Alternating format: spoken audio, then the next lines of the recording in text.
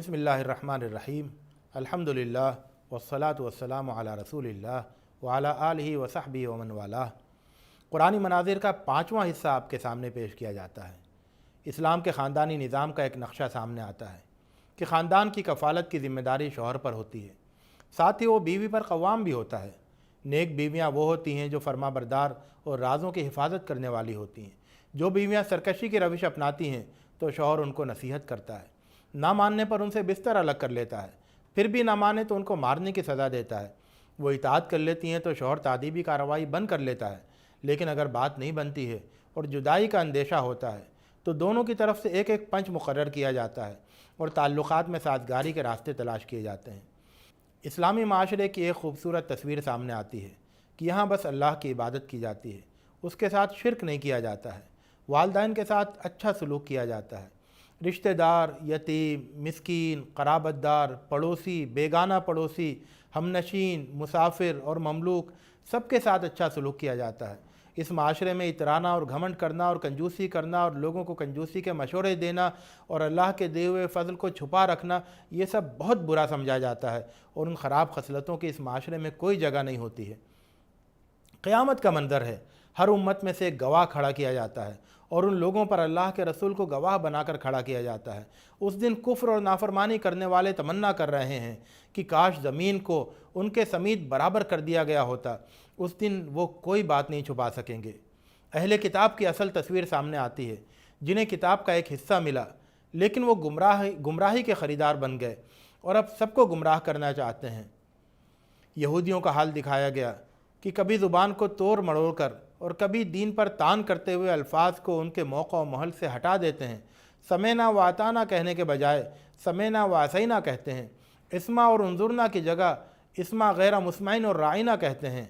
एक मंज़र उन लोगों का है जो अपने आप को बड़ा पाकीज़ा ठहराने में लगे हैं। पाक करने वाला तो अल्लाह है, ये अल्लाह पर सरी झूठ बांधते हैं और सरी गुनाह का इर्तिकाब करते हैं। अहले किताब की एक और तस्वीर कि किताब का एक हिस्सा उनको दिया गया लेकिन वो जिब्त और तागूत पर अक़ीदा रखते हैं और काफिरों के मुताल्लिक़ कहते हैं कि ईमान वालों के मुकाबले में ये हिदायत पर हैं। अल्लाह की आयतों का इनकार करने वालों का अंजाम दिखाया गया है कि उनको सख्त आग में झोंक दिया गया है। जब जब उनकी खालें पक जाती हैं उनको दूसरी खाल बदल दी जाती है ताकि वो अजाब का मज़ा चखते रहें। ईमान लाने और नेक अमल करने वालों का अंजाम दिखाया गया कि वो ऐसे बागों में दाखिल किए गए जिनमें नहरें बहती हैं, उनमें वो हमेशा रहेंगे। इसमें उनके लिए पाक बीवियाँ होंगी और उनके लिए घनी छाँव होगी। मुनाफिकों की सूरत हाल दिखाई गई कि वो दावा करते हैं कि वो अल्लाह की किताब और उसकी शरीयत पर ईमान रखते हैं, लेकिन चाहते हैं कि अपने मामलात का फ़ैसला तागूत के पास लेकर जाएं। शैतान चाहता है कि उन्हें गुमराही में बहुत दूर ले जाए। जब उनसे कहा जाता है कि अल्लाह की किताब और रसूल की तरफ आओ तो वो कतरा जाते हैं। उस वक्त क्या होगा जब उनके अमाल की पादाश में उन पर कोई मुसीबत आ पड़ेगी। फिर ये नबी के पास कस्में खाते हुए आएंगे कि हम तो सिर्फ बेहतरी और साजगारी चाहते थे। अल्लाह पाक नबी से कहता है कि इनके दिल का हाल अल्लाह को मालूम है, इसलिए इनसे एराज़ करो, इन्हें नसीहत करो और उनसे उनके दिल में उतर जाने वाली बात कहते रहो।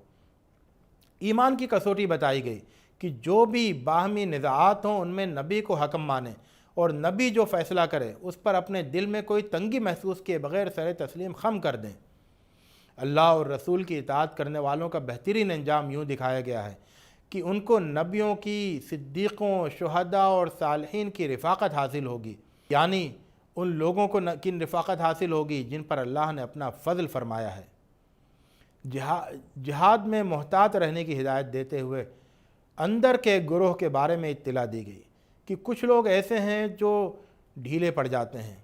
उनका मामला ये है कि अगर तुमको कोई नुकसान पहुँचे तो कहते हैं कि मुझ पर अल्लाह ने फ़ज़ल किया कि मैं उनके साथ शरीक नहीं हुआ, और अगर तुम्हें अल्लाह का फ़ज़ल हासिल हो जाए तो कहते हैं कि काश मैं भी उनके साथ होता। गोया कि तुम्हारे और उनके दरमियान कोई रिश्ता मोहब्बत है ही नहीं। अल्लाह के रास्ते में जंग की तलक़ीन करते हुए उन मज़लूमों का हाल दिखाया गया जिनकी खातिर जंग का हुक्म दिया गया है।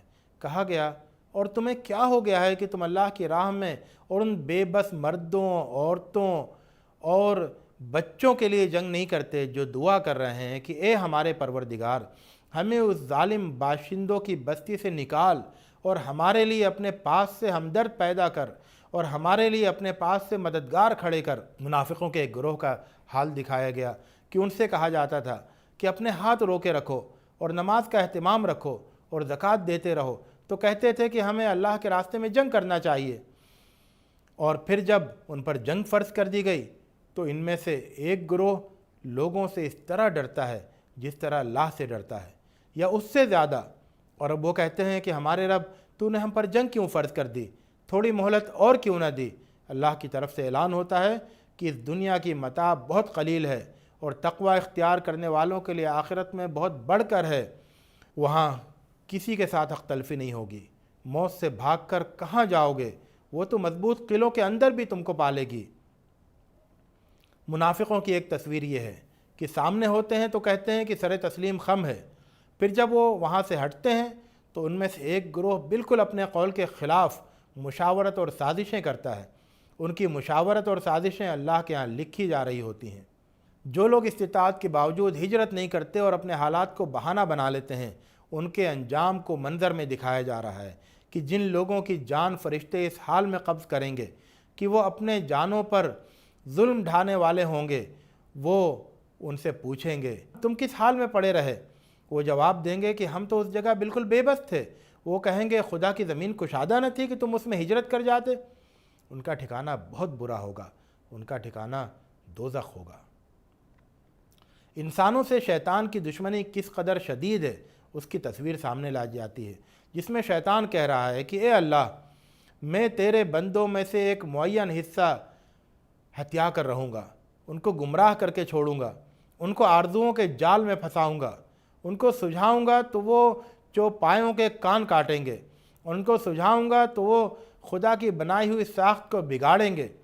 شیطان کو جو دوست بناتا ہے وہ نامراد ہوتا ہے، شیطان اس کو وعدوں کے بہلاوے دیتا ہے اور آرزوؤں میں پھنساتا ہے۔ منافقوں کی ایک تصویر یہ بھی ہے کہ اہل ایمان کے سلسلے میں انتظار کرتے رہتے ہیں، اگر انہیں فتح حاصل ہوتی ہے تو کہتے ہیں کہ ہم تمہارے ساتھ نہ تھے، اور اگر کافروں کو کوئی جیت مل جاتی ہے تو کہتے ہیں کہ ہم تمہارے مفادات کی حفاظت نہیں کرتے رہے اور تم کو مسلمانوں سے بچاتے نہیں رہے۔ منافقوں کی ایک تصویر اور یہ بھی ہے کہ یہ اللہ کو دھوکہ دینا چاہتے ہیں اور خود اللہ کی چال کا شکار ہوتے ہیں۔ نماز کے لیے الکساتے ہوئے اٹھتے ہیں، نماز محض لوگوں کو دکھانے کے لیے پڑھتے ہیں، یہ اللہ کو یاد نہیں کرتے ہیں۔ ان کا حال یہ ہے کہ درمیان ہی میں لٹک رہے ہیں، نہ ادھر نہ ادھر، راستے سے محروم۔ آئیے دعا کریں، یا اللہ ہمیں نفاق کی بیماری سے محفوظ رکھ، ہماری زندگی کو منافقوں کی ہر خصلت سے پاک کر دے اور ہمیں سچا مومن بننے کی توفیق عطا فرما۔ وآخر دعوانا ان الحمد للہ رب العالمین۔